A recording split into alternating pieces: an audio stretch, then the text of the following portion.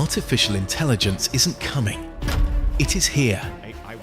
And real voices across the world are warning us. A tsunami of change. Some say it's already hitting. Global leaders are sounding the alarm. Kristalina Georgieva, head of the IMF, said recent AI developments will affect 60% of jobs in advanced economies, calling it like a tsunami hitting the labour market. Polls show that over a quarter of people fear losing employment because of AI's spread. But this moment isn't just danger, it's transformation.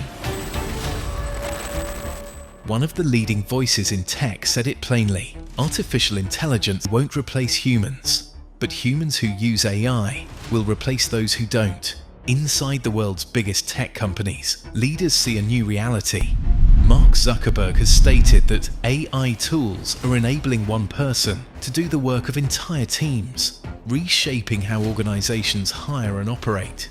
Some business leaders see this as the next stage of productivity. Others see cultural shockwaves just beginning. Not all voices agree. Some see AI as an unmatched opportunity for innovation.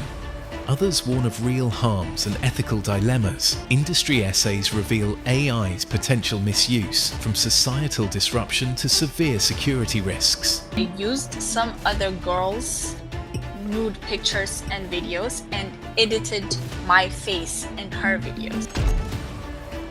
Brand new reports show creative industries under pressure,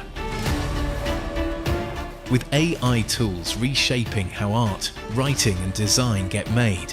At the same time, some argue AI expands possibility, not to replace human imagination, but to boost it.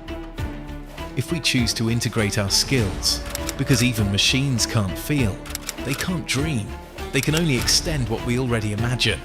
The story isn't about AI taking over, it's about what we choose to do with it. A technology can shape a generation, but only if humans lead it.